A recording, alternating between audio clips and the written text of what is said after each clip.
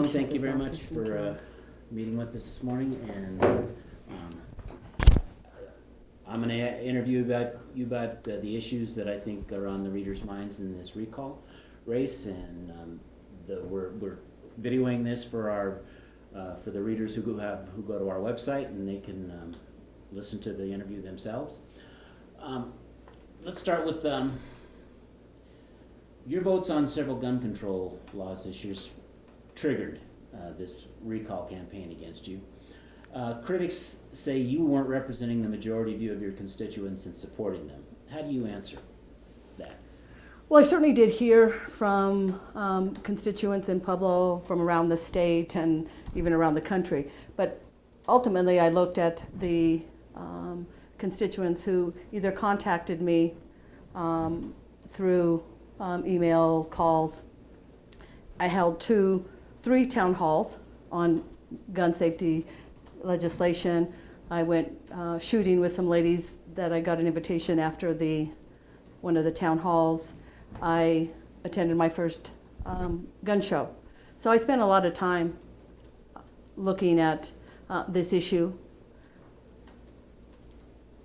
And when I spend time talking to constituents, I have no doubt that I voted the constituency of Pueblo, the majority of people. You know, there's no bill probably that I have voted on in my 3 years that I'd get everybody to agree with that vote. So you don't have it 100%, but I do without a doubt. And that's proven out as I'm knocking on people's doors that I really have represented the constituency.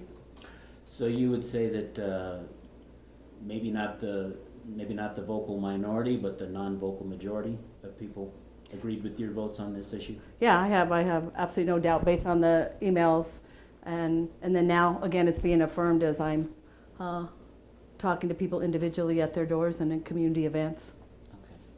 Okay. Let's go over the specifics of what you did support. Okay. Universal background check. Why did you support that bill?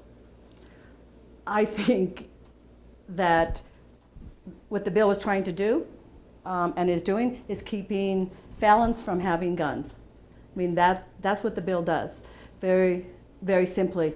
One of the things, though, I would say that, you know, after a couple of the town halls, I heard from some of the constituents that, you know, they had family members that they didn't feel like they should have to go through a background check. So I took that and I amended the bill, which extended what we consider family. So that was one thing where I was able to make a change based on visiting and getting input from the constituents here in Pueblo.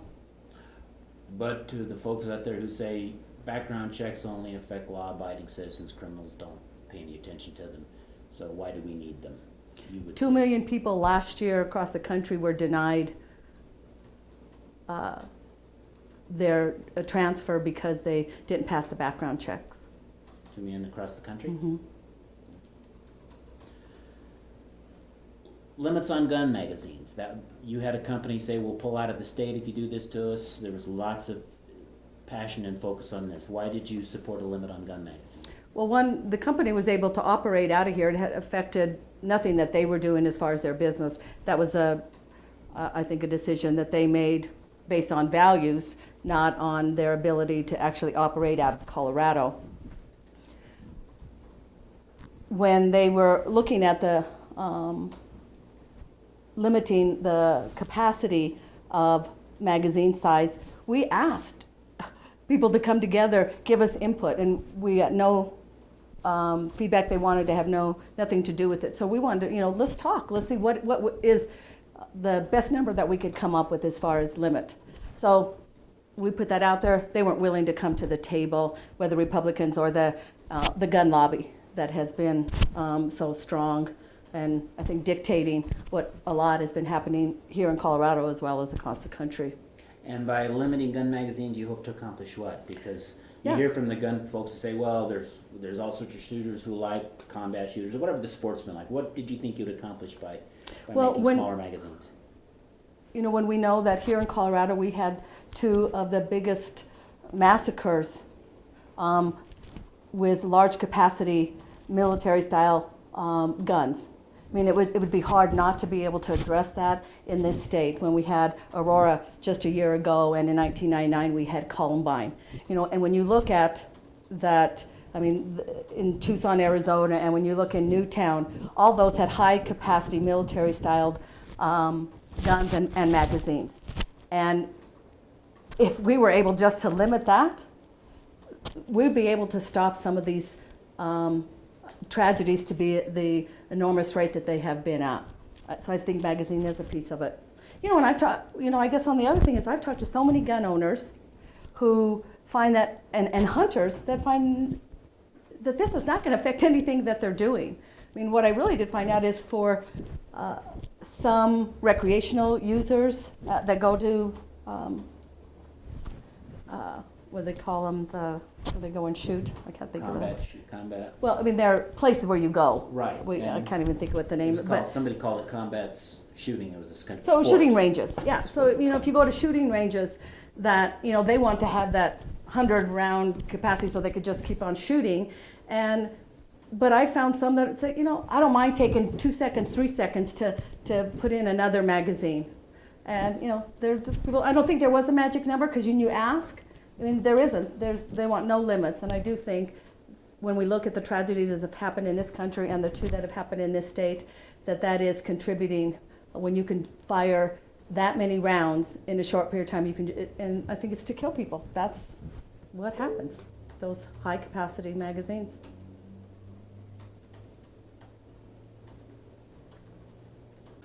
The legislation to make people getting background checks pay for their own background check. Whoa. Right. Well, what I learned in this process is that Colorado had done that 2006 and before. People paid for their own gun transfers, backgrounds, which is about $10, which is what it is still today. We're spending $2 to $3 million every year on background checks. Colorado does. She's over 400 and some different types of background checks. You know, teachers who renew in their license, they pay for their own background check. If you volunteer at the Boys and Girls Club, you have to pay for a background check. All of them except for this particular one, which was some political deal that worked out after an incident that happened in Castle Rock. They made a deal and changed it. So we just went back to that, what it was before. There was another bill that you explain your view on the legislation that would have prevented concealed carry on campus. Concealed carry on campus. Did you initially support that and then drop your support for that, or what was? Sure. I'm chair of State Veterans and Military Affairs, so we heard the concealed carry on campus bill in my committee, which in that capacity you get to hear, you know, a real in-depth. The bill sponsor comes, you have a lot of witnesses. There was very compelling testimony for that bill, which made it really, and came up with more questions for me. I felt like I needed to do more. I felt like I could vote on it for that day, which I did in committee. I spent more time talking and researching the questions that came up for me. And I did go to the bill sponsor and say, I'm sorry, I'm not able to vote in favor of this bill if you bring it up. You know, and because of, was his 18th vote, he went ahead and, as we refer to it, PI'd it, postponed indefinitely on the Senate floor. What I did commit, because there is definitely violence on our campuses, and so I committed to him and to the universities that I want to work on trying to find solutions. But the way that bill was written, I don't think that it was going to do what our intention was, to minimize gun violence on campuses. But I committed to working on legislation that would in fact do that. What do you see the role of the legislature having in preventing these mass shootings, these sort of tragedies that happen every so often? There's been some discussion that you hear, well, the focus should be on mental health issues, not guns. Where do you see the legislature's role? Is there a role for the General Assembly in preventing this in some form?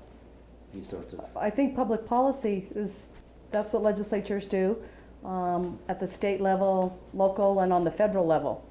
I think that's our job. And so it's any issues, and when we're talking about public safety, that is certainly something that the state legislature is there to help address. So without a doubt, do I think this was something that we had to look at and address?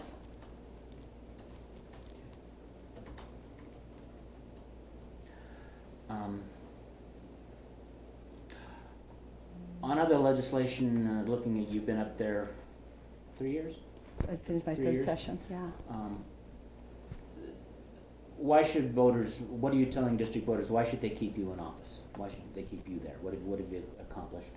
Great question, and you're certainly not the first reporter that asked me, what did I do specifically for Pueblo?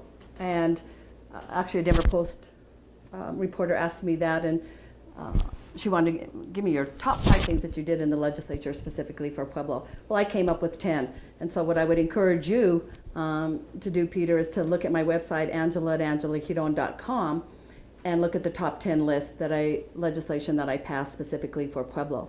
But I still would like to share a couple of the top ones that I'm really proud of. In 2011, the first year that I was there, I sponsored the bill that allowed the mill to continue operation. There was a permitting backlog. They were told us up front, we'll have to close down November and have to lay everybody off if we don't get this done. So I worked with the governor's office, I worked with the Colorado Department of Health and Environment, and we got a bill passed, and there was no interruption of work for our steel workers. This year, as a brand new member of the Capital Development Committee, I was able to get a priority list to fund higher education facilities throughout the state. I got my colleagues on board. It was $75 million to higher ed facilities across the state. Of course, because I was the leader in that, I made sure that Southern Colorado was taken care of. $40 million is going to Southern Colorado for new facilities, and specifically we'll be breaking ground in August for a new academic building to the tune of $16-17 million. That would not have happened had I not been on Capital Development Committee and worked with all my colleagues to make sure that happens. So that's something I'm extremely proud of. You know, we had a bill this year also in the legislature in Fort Lyons, you know, in really trying to address the rural jobs piece. And when we were able to put a bill together that is going to help our homeless population with a very special emphasis on veterans, I'm really proud that I was part of that. That actually, that bill died. I was able to resurrect it and put it into another bill that I think actually impacts Pueblo, because it impacts correctional officers, of which we have a good number in Pueblo County, which talked about fair pay for overtime work for correctional officers, which has not been happening. And since I was running for this seat, I've been meeting with correctional officers, telling me of those issues with their how they're getting paid. Okay. But don't forget to check out that website. Yeah, good. You also, I believe, you sponsored the DREAM Act? We had a bill. The DREAM Act has a lot more to do with immigration on the federal level. But I, for 3 years, had sponsored a bill that would give in-state tuition for undocumented students. They had to meet some criteria, which is one, they had to graduate from a Colorado high school, and they had to spend 3 years in a Colorado high school. That this year it passed, which I'm so proud of, with a tremendous amount of bipartisan support in both the Senate and in the House. And from the 3 years that I've been working on this, we always had higher education institution on boards because it was going to improve their enrollment, because they knew, as I know, that these students who lived here in Colorado, and most of them had lived here from the time that they were toddlers, that they would not be able to pay the out-state tuition. What we know is that in-state tuition is difficult for middle-class people to pay right now. So they definitely wouldn't be able to pay the out-of-state tuition. They're paying taxes here, and so we wanted them to have the access to that so that then they get the good jobs, college-educated jobs where they can give back into the tax base. And again, we know that there are 6 states around that surround Colorado, including Texas, Utah, that have in-state tuition, and they were actually taking our students because they grant them in-state tuition immediately because they know that they were, some of them, at the top of their class. And I think in being able to talk to my colleagues, that they finally understood that, I mean, this was a return on our investment. We have invested in these students upward of $50,000 because we've been paying for their education, and now we're going to get a return on that investment when they get a higher paying job and be able to get right back into our tax base at that level. So it was great to get that passed this year. Another controversial bill that the legislature passed with your support, the civil unions bill. You supported it. Is that caused blowback, or what? Why did you support that this year? You know, I think that there is, I mean, civil unions, which has nothing to do with marriage and whatever people's beliefs are on that. This was being able to give them the legally to be able to, one, visit their partner in the hospital, to be able to get some of the benefits that married couples get when they are in a committed relationship like that. So, you know, it's really interesting, even in, well, I think from 2006 to now, the country has really changed where we are about that. But there's certain people and certain religions that are in opposition to that.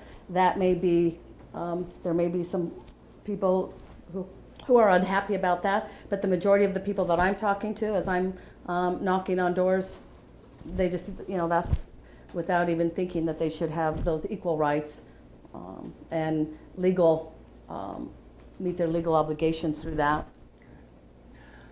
You are being criticized by Republicans in this recall race for having supported Senate Bill 252, the legislation that requires the cooperatives to increase their use of renewables. Why did you support that? There are folks saying, well, you're going to raise power rates here, and folks in Pueblo West and customers of San Isabel. Great, I appreciate that question, because that was one of the first things that I asked when I heard about the bill and when I looked through the language, and it's very clear. There's a 2% cap for increasing rates for utility users. So there's, I mean, these outrageous numbers that are being shared. 2% is the cap. And again, if that wasn't in there, I wouldn't have been able to support that. So that's in the short term. And in the long term, we recognize that renewable energy and those investments pay off in the long run, because after they're built, then that's free energy. And so the trajectory of our electric or our utility bills is going to go down. You know, and gosh, I mean, it's not hard for people here in Pueblo to understand when we look at Vestas, and Vestas is at its capacity for employees and those good jobs. You know, and the state, gosh, we're the ones that our governor coined the new energy economy. It was great for Colorado, and now here in Pueblo, we've seen those benefits. You know, but also there's criticism that, we're not, this is going to affect rural communities. You know, not so. Let's look at Walsenburg. You know, they just put up the wind, not in Walsenburg, but San Isabel put up the wind turbines there. And quoting in the Pueblo Chieftain from their systems engineer says, that's not going to increase rates at all. So, you know, we see that demonstrated over and over again. And as they build these, that's going to be jobs in rural Colorado. So I think it's really a win-win. I do believe that, we can go back to Lola Spradley, who was the one that introduced the first renewable energy standard in the state, a Republican right here from our own county. We recognize that that's important. Coloradans care about keeping utility rates at a reasonable rate, but we also care about the environment. And I think with 252, it's doing both. Reasonable rates that limit the ability for co-ops to increase, and the long-term investment that is going to be able to be a trajectory on a decrease in our utility rates.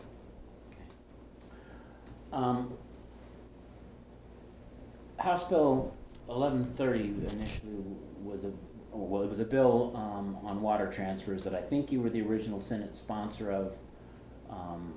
I think you changed your views on the bill, but you're certainly being criticized for having sponsored it initially because it would make some fundamental changes in our water law by allowing the state engineer to authorize transfers. Why did you initially sponsor that? Why did you change your mind on it? You're going to be, your critics are saying you shouldn't have touched it. Why did you touch House Bill 1130? Originally, I had the farmers from Rocky Ford come and really believe that this was going to be a tool that they needed to keep the water in our basin so that they can do those leases. And then I started, that was how I signed on. I'm like, okay, we always need to keep water in our basin. And I guess what I would say is that I think it's hard pressed for anybody to be able to say that, I mean, I don't put Pueblo first. Recognize that water is the lifeblood for us here, and that I would never do anything that's going to damage us here in Pueblo or the Arkansas basin. And this became a little controversial. I started met with some of the people from the Pueblo Water Board. They really didn't have a problem with it. I tried to get it to tweak it to some of the long-term usage of how they could continue in the transfer period, and we just couldn't come to terms with it. So I just said, you need to find a different sponsor for this, and they did, and as it ended up, didn't feel that I could support it in committee or on the floor. Right at the end of the session, you were active in passing House Bill 1303, the new elections law, that pretty sweeping, comprehensive changes in the law. Republicans are saying, particularly a feature of it that allows same-day registration, that you're opening the state up for election day fraud by people who shouldn't be allowed to vote, getting registered and voting. What's your reaction to or your comment that this is a good bill, bad bill, dangerous bill for voting integrity? This is an incredible bill, and I was intricately involved with writing the bill starting last November. And I worked with the county clerks who, because this became very partisan, for whatever reason, voting access is a partisan issue, but 75% of the County Clerks Association are Republicans, and they're the ones who I worked with on the bill, and they're the ones that have to implement it and really know the ins and outs, from rural counties to metro counties and medium-sized counties. Colorado, we believe without a doubt that this is going to reduce even the possibilities of fraud from where it is now. And really, in the last 10 years, only 10 or 16 cases have ever been tried for voting fraud issues, and not even all of those are actually with voters. So we have a small amount. They believe that now with the national change of address and live polling books, which means, Peter, you're going to get a ballot in the mail, and maybe you're like me, you want to go vote in person. They'll be able to look that up, see, and cancel that out before they allow you to vote there in person. The technology has changed. I mean, we couldn't have done this bill maybe 3 or 4 years ago, but now that's what we call it, the modernization access bill, because of technology and live poll books, you can see anybody voting in the state. So it's going to diminish opportunities for fraud, and we really believe that we're going to have a higher turnout. You know, in this whole thing on same-day registration, Wyoming, which is quite I think it's no secret that they're quite a Republican voting state, and they've had that since 1943, and no the fraud just because they have same-day registration and voting. Senator Rowan, any other issues you want to talk about that you've gone through my list of questions? Are there other things you're talking to voters about you'd like to include in this interview before we close off? No, I guess one of the things that I would like to say, and I thought it might be a question, you know, to the detractors of me and of my voting on a couple bills. You know, when I think about, and what we know what recalls are about, and why we have that provision in the law, is for fraud and for unethical behavior, of which I engaged in neither of those, and they're not even accusing me of that. But that what I'm finding in talking to people, that they're willing to look at the totality of the 441 bills that I voted on that were passed into law, and all the things that I did for Pueblo. I wish I would ask the detractors to look more comprehensively and go back to how our democracy was set up, that's where elections, when we have disagreements in policy, we settle those on regular elections. And that the kind of precedent setting that we would do with this every time we disagree about policy, that we're going to have a special election and we're going to have to, and taxpayers, you and me, Peter, are going to have to foot the bill for that. That's just not how our democracy was set up, and I don't think that's the best way use of taxpayer money. And so, you know, and then I guess the other thing that I would also say to the people that have been involved in this recall, you know, I guess a little pushback from the aggressive behavior that I've encountered. And I would say we all know that is not how you can get to good policy or conversations, and where people can have that kind of a discourse. You know, and I'll give some credit to Victor Head. When I had my town hall where he was present at, where there was over 700 people, and only about 200 of them from Pueblo, the rest were from out of the state, but which I felt really good about that. I did a summary, we answered questions, and because of that I was able to go back and do that amendment that I told you about. Victor Head came up to me at the end of that and he said, you know, thank you for doing this. I really apologize for how aggressive I have been with you. You know, and I think that's what I expect from Pueblo. We can have disagreements and we can do it in a way that ends up in a more productive way. And I haven't seen that in all of, not from all the people who've been involved in this. I certainly have had questions and been able to clarify the legislation for even people who were involved in the recall. But I would say, you know, that isn't how we need to operate here.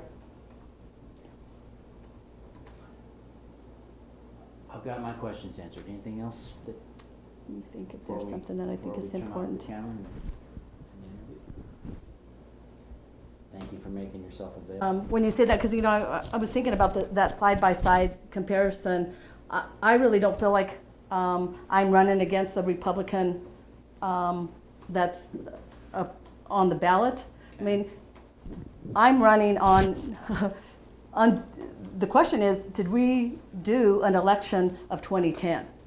So, and I'm saying no, vote no on the recall, because we're not undoing that election of 2010. We'll have that in 2014. So I don't really see it as I'm running against that Republican opponent that, you know, in this, I mean, I don't think it's good for the way that our democracy works.